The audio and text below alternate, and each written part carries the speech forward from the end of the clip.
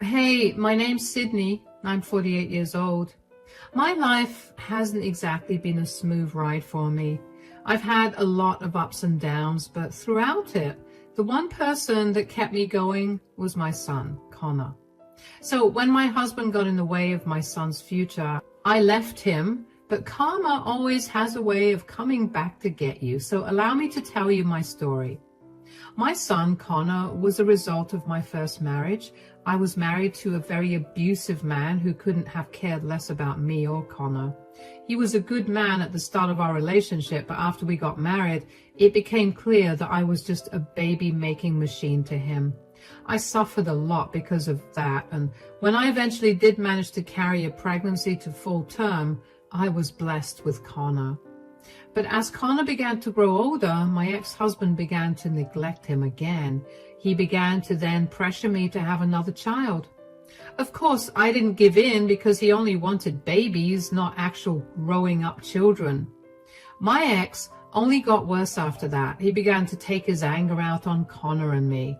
I couldn't get out because I was fully dependent on him as a stay-at-home mom, and my family was too far away to help. One day, while my ex was picking Connor up from school, he happened to get angry about something small that Connor did and lost control of the wheel while he was yelling at Connor.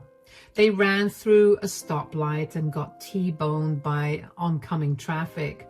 Unfortunately, Connor took almost all the impact, and for a long while, he was in a coma. And for a long while, it was touch and go for me. I knew when I got the call from the hospital that I had to find a way to get away from my ex, no matter how. When Connor finally woke up, we found out that he could no longer move his legs.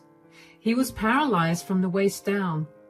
Connor was only 6 when this happened, so he was beyond devastated to find out that he could not move his legs. Add to that the abuse that he'd had to endure because of his father, and Connor was a mess. Connor remained in the hospital for well over a month because he was severely injured, and in that time, I began making preparations to run away with him.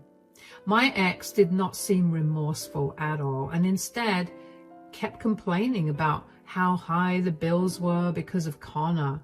It took every ounce of self-restraint to keep my mouth shut around him because I could not risk giving my plan away to him. When Connor was finally set to be discharged, I told my ex I'd pick him up. When I got Connor into the car, I drove and drove until I was almost out of gas. It took a while for Connor and I to finally relax since we no longer had to deal with my ex. I spent the next year working really hard and saving up as much money as I could for Connor. I did my best to help Connor get through his mental blocks, but with how hard I had to work, I couldn't do a good job with that. And then I met Miles, my most recent ex-husband, who I never thought would be an ex. Miles and I met because I worked at a bar and he frequented it with his sister and her friends. We ended up getting to know each other and over time developed feelings for each other. The first thing I did was introduce Miles to Connor and let him know that Connor and I were a package deal. He did not seem upset by that at all and still pursued a relationship with me. We dated for 3 years, and in that time, he really stepped up and became a great father to Connor. Connor and him were practically inseparable, and I was really happy that Connor finally had a positive male influence in his life. Miles and I got married, and Connor and I moved into his house. For the next few years, life was good. The only issue we were facing was Connor's grades. He was still struggling mentally and about the loss of his legs. He couldn't cope with the fact that there would be things he would not be able to achieve. I tried to get him counseling and therapy, but he did not seem open to that. Miles and I also tried talking to him, but it was to no avail. One day, Miles came up to me while I was in my home office, and he told me we needed to talk. We need to talk. Yeah? What's up? I was doing some accounting work for us, and I realized that a huge portion of your earnings are gone. I rummaged through your stuff and I found documents for another bank. Do you want to explain yourself? Why did you go through my stuff? Couldn't you have just asked me? I didn't think you'd readily tell me. I would have. Do you not trust me? I trust you, but you're dodging my question. Why do you have a separate bank account that I had no idea about? I'm not dodging your question. I just feel a little violated since you went through my things without asking me. But since you want to know so badly, I opened that bank account at the time of my divorce from my ex-husband. That's my savings for Connor's future education. Future education? Do you really think that he'll be able to do anything? What are you implying? I mean, think about this rationally. Connor is barely getting through school right now. He got put in extra classes because he's failing every class. So, do you think that he shouldn't be given an opportunity just because he's struggling? He got paralyzed because of my ex-husband's negligence, so of course he's struggling right now. He's still getting accustomed to the changes that his disability has brought about. He has 6 months until he graduates high school. Do you think he'll be able to get over his emotions in that time and actually go to university? It's been years since he got disabled, and if he's still struggling, then do you think he'll improve? We've changed schools 1,000,000 times, and each time they've told us that unless Connor gets over his stupid hang-up, he's not going to get anywhere in life. Are you seriously saying that trauma has a time limit, after which it's not supposed to affect you? Who cares what those schools have said? You've raised Connor since he was 8. You're like his father, and you think of him this way? Don't bring unnecessary emotions into this. I'm seriously asking you, because if you've been saving since you divorced your ex-husband, and if you've been putting a similar amount to what you've been putting in so far, you must have racked up quite a bit of money. Oh, and what do you want to do with that? Buy another house? Spend it on something for yourself?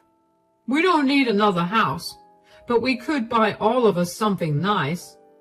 Absolutely not. I don't care what you want to do or want to have. That money is Connor's. I've poured my heart and soul into saving that money. You have no right to that money, and nothing you say will change that. Whether Connor chooses to go to college immediately after he graduates or not, that money is for him. I will not be having this conversation again. I did not like Miles snooping around through my things, and I especially did not like him implying that Connor's education money was never going to get used. I knew that Connor was struggling with school and his grades were a reflection of that, but I also knew that there was more to his education than just his grades. I knew that no matter what Connor said or did, he still wanted to have a normal future like every kid his age, and that was why I saved all that money up. Over the next month or so, Miles would randomly bring up expensive things that he wanted to purchase and hint at me buying them for him with the money I'd saved up. I'd shut him down by telling him to save his own money and buy those things himself, but I was really irritated by his behavior. Did he really think so lowly of the child that he helped raise? Were his needs more important than Connor's in his head? I tried my best to tell Miles to drop the topic, but every time he'd tell me that he was just checking if I changed my mind. Yeah, that only made me angrier. Miles would suggestively ask me to buy him things almost every day, but one day he didn't mention buying anything at all, even though it was a relief to not have to deal with his requests. I couldn't help but feel like something was off. So I cautiously asked him what was going on with him. What's going on? You've been really quiet today. Well, I just got off the phone with my sister. Oh, is everything all right with Macy? Apparently they're struggling a lot financially. Oh no. Why? I thought she and her husband were making a good amount of money. Yeah, but they have a lot of debts to pay off and it's been making a dent in their earnings. They're at a point where they don't think they'll be able to pay for Jack's college. That's so sad. But Jack does have other ways of going to college. He's a smart child, so I'm sure he'll be able to get a scholarship. Yeah, but they doubt that he'll get a full ride. The rest of the tuition fees will be difficult to pay off. Jack can very easily take out a student loan. It shouldn't be a huge amount, especially if he gets a scholarship. The poor kid's already grown up surrounded by the payments of loans thanks to his parents. Do you want him to be burdened with more loans? Why are you getting all riled up? What do you expect me to do here? I want to be able to help them out. They were a huge help to me, and it's not nice to see my sister struggling like this. I get that feeling more than anything, darling, but we're also barely getting by. There's no way for us to help them out. We could help Jack out. You have savings to give him from. Savings? I don't. Are you talking about Connor's college fund? Yeah. I told you this before. That money is Connor's only. That's not going to anybody else. Come on, we could split it and Connor could take out a loan for the rest. You're okay with Jack not having any loans on his head and Connor having to deal with them? Jack is an able-bodied person who can easily work wherever he wants to pay off his student loans. Connor can't.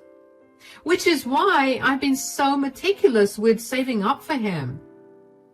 We can help Connor pay off his loans. Then why don't you help Jack pay off his loans? Why does my son have to suffer when I've done everything in my power to make sure that he has a secure future? Come on. You know how my sister helped me out while I was severely depressed. She's the reason I met you. I fully appreciate everything your sister did for you, but I can't sacrifice my son's future. I really do not want to have this conversation with you again. Drop it. I couldn't understand why Miles kept talking about the money I'd saved up for Connor's education. And why was he so keen to help his sister out over the child that he helped raise? I know that he was severely depressed before we met, and the only time he ever went out was when his sister would physically drag him out of the house to go drinking with her and her friends. Yeah, I was grateful that I got to meet Miles because of her efforts, but I could never give away the money I worked so hard for to secure Connor's future. We were, at best, a lower middle-class family. We made just enough to get through each month and also have some savings. Giving away even a fourth of the money that I'd saved up for Connor would be very difficult to replace. Miles knew that, and he still insisted on helping his nephew, Jack. From what I'd seen, Jack was a great child, and he was also incredibly smart. The way his parents spent money was ultimately going to cost him, and that was something his parents should have realized. If I had the money, I would have helped, but I barely had enough for Connor. And when Connor found out that I had saved a lot of money for his education, he cried with joy and immediately began looking into his future. There was no way that I was going to kill that joy of his. After that conversation, things between Miles and I were a little awkward for a few days, and then we went right back to being like how we always were. I was glad that Miles didn't bring that topic up again. Until one day, I got notified that all the money from my savings account had been transferred into another account. I barely had time to register whose account it was transferred to before I was frantically calling my bank. Just as I was waiting for customer service on the phone, Miles walked in. What's going on? Why are you panicking? I just got alerted that all the money out of Connor's account got transferred. I'm trying to get in contact with the bank and figure out what's going on. Oh yeah, there's no need to do that. What? What do you mean? I was the one who transferred all your money. What? Why would you do that? How did you even get access to it? Give it back to me right now. No, I already gave the money to my sister. She needs it way more. What is wrong with you? That money was mine. You have to ask her to give it back to me. Well, today was the last day to make the payment for Jack's university. She made the payment as soon as she got the money. None of us have that kind of money to give you back. I specifically told you that money was not for anyone but Connor. How dare you? What am I going to do about Connor's education now? How stupid of you to think a useless person like him deserves to go to college. Excuse me? You've been so irrational and blind to everything that you didn't even notice how stupid your son truly is. He's pathetic and definitely doesn't deserve that money. Jack, on the other hand, has so much potential. He's been among the top students of his school for all 4 years, and he'll go much ahead in life. Connor will continue to remain a burden to us, whether he gets a college education or not, so the money was useless to him. How could you possibly say such hurtful things about the boy you helped raise? I'm not trying to be hurtful. I'm simply stating the truth. I will gladly support Connor for the rest of my life. I just saw a future education for him as useless, as he will be. You're a disgusting man. I can't believe I ever let you in Connor and my life. I want nothing to do with you anymore. You're overreacting, Sydney. Calm down. Calm down? Overreacting? You've not only thrown all my years of hard work down the drain, but you've also ruined Connor's future. Do you really feel no remorse? Not at all. I love Connor, but I'm also a realist at heart. Here's a taste of reality for you. I'm divorcing you. I don't want you in our lives anymore. Do not even bother contacting me or Connor again. You'll come to your senses eventually, and then you'll come crying back to me. I'd rather die than come crying back to a heartless monster. I can't even begin to describe to you the kind of anger I was feeling at that moment. Miles had raised Connor himself, and yet he threw away his entire future like that. Not to mention, he saw how hard I worked to save up that money. I was not a fan of him asking me to give the money away to his nephew, but I was glad that he at least asked me before he did something. I don't know why I was stupid enough to let my guard down. I should have considered that a warning sign. Then again, I never thought that Miles was capable of doing something so horrible. Aside from how betrayed I felt because of Miles, the only other thing I felt was guilt and shame. I didn't know how to tell Connor that the future we'd been planning for him for so long was not going to be a reality. Even if it was, he'd have to work very hard to get it. Connor was confused about what was happening, because when I went to pick him up from school, I started driving in the opposite direction of our house. He asked me what was going on, and in the briefest way possible, I told him that Miles and I were getting a divorce. Connor was taken aback, but remained silent until I got to my mom's place, which was a good 4 hours away from where we lived. When I finally calmed down enough, I sat Connor down and explained what had happened. He was devastated that he would not be able to go to his dream college without having to take a huge loan out, and even angrier that Miles had done that to us. It took a while for us to get back on our feet, but luckily, Connor only had to go to school for his finals. He had enough attendance for him to skip the last 2 weeks of school, and I talked to his principal to make sure it was okay as well. After that, Connor began applying to various colleges. He worked hard and managed to get good enough grades that he would definitely be able to secure a scholarship, which he did. He didn't have to take out a huge loan, but the loan he took out ended up being a feasible amount to pay off in the next 4 to 6 years. After Miles left us, it was like a switch flipped in Connor. He asked me if my offer to take him to therapy was still on the table, and of course, I said it was. Starting therapy was like a miracle for Connor. He went from being pessimistic and dull about everything to being one of the happiest people I know. It was amazing to see my son look so full of life. Connor even opened up to me a lot about what he'd been struggling with at school, and I apologized a lot for not being there for him enough. Connor worked really hard in college, the most I'd ever seen him work, if I'm being honest. Aside from working, he also made a good amount of friends. One of these friends was the son of a business mogul in the town we used to live in with Miles. Connor ended up making a great impression on his friend's dad, and so his dad offered him an internship at his company. Connor performed really well at the internship. In fact, he did so well that his friend's dad offered him a salaried position as the manager of a certain team. Of course, Connor took it, and he was set to begin working there as soon as he graduated. As for Miles and I's divorce, it took a long while to process, but when it finally came through, I felt great.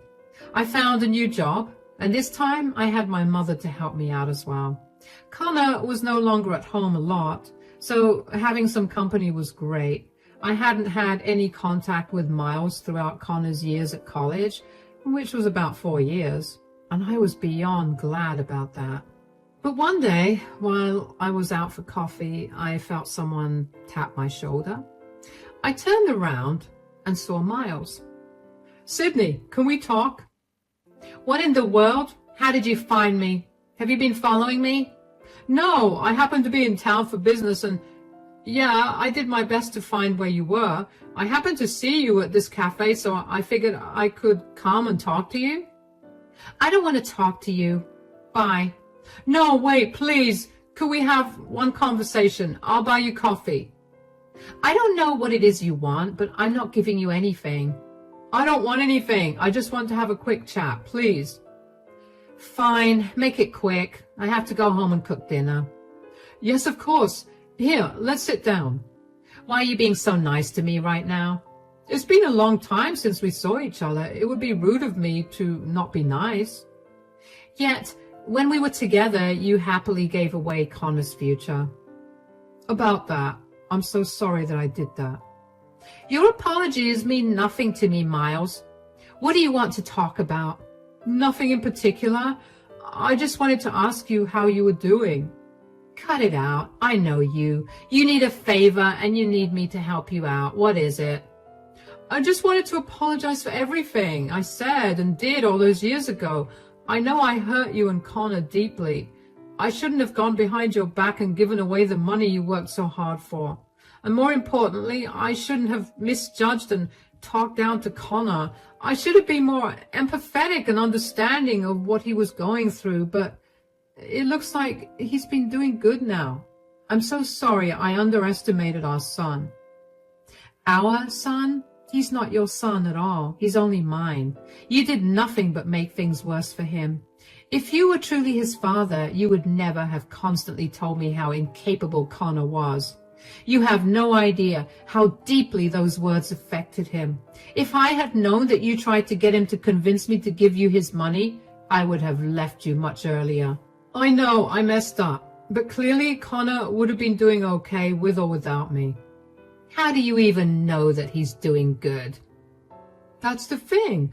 My old boss retired and my company had the position open for quite a long time because they could not seem to find a good enough hire, and recently they did. Imagine how surprised I was to find out that it was Connor. Apparently he's been good friends with the CEO's son, and he has a lot of great qualities that the CEO admires, and that's why he's been given such a high position at such a young age." "Oh, so what? Are you scared that Connor is going to mess things up for you?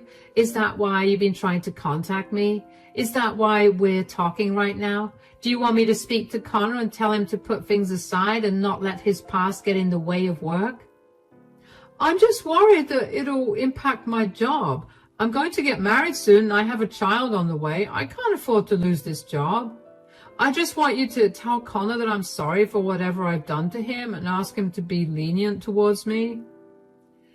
"I know how I've raised Connor, and I know that he would never fire you, but I also know that he's been through enough because of you, so he would never be lenient with you.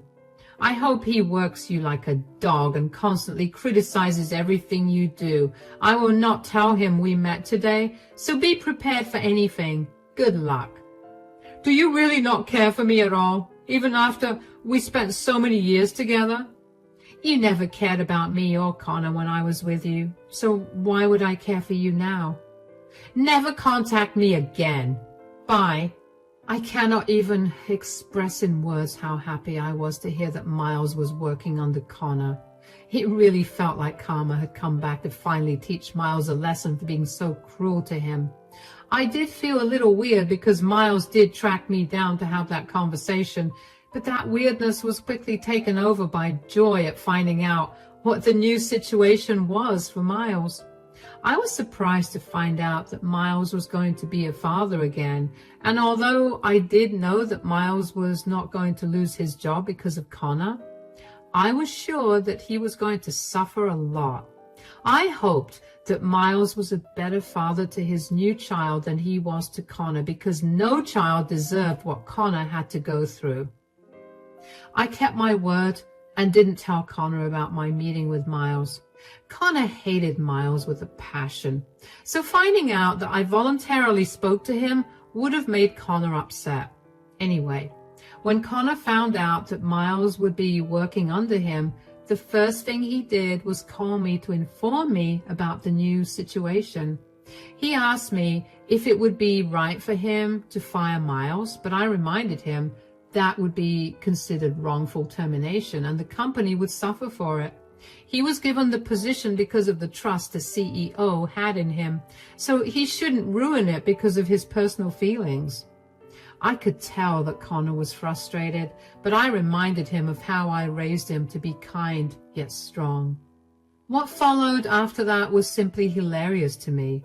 Over the next 7 to 8 months, Connor was brutal with Miles. He'd set the highest expectations and targets for Miles to achieve and would openly criticize him in front of all his colleagues.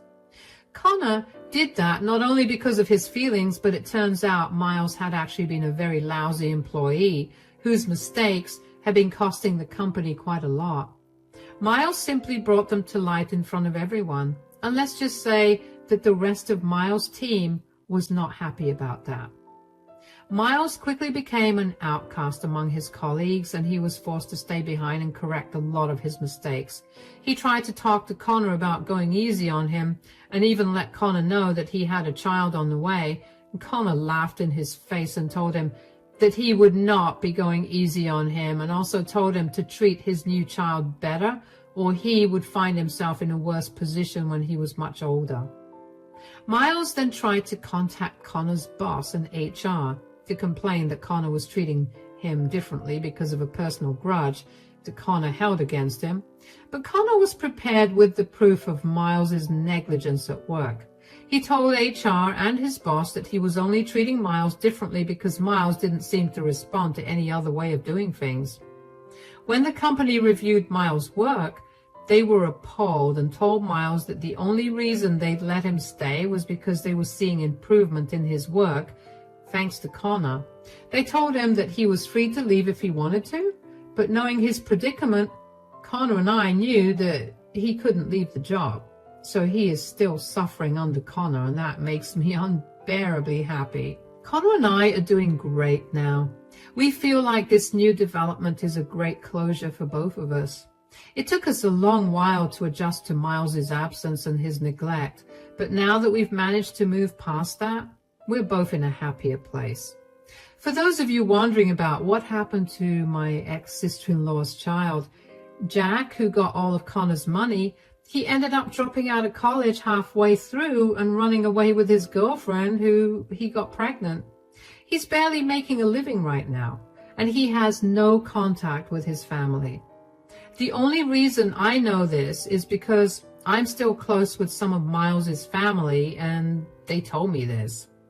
I feel sad that the money I saved up for so long got wasted like that, but I'm glad that in the end, things worked out for the better. I can only imagine that life has so many more good things to offer us, so I'm excited to see what they are. Thanks for listening to my story.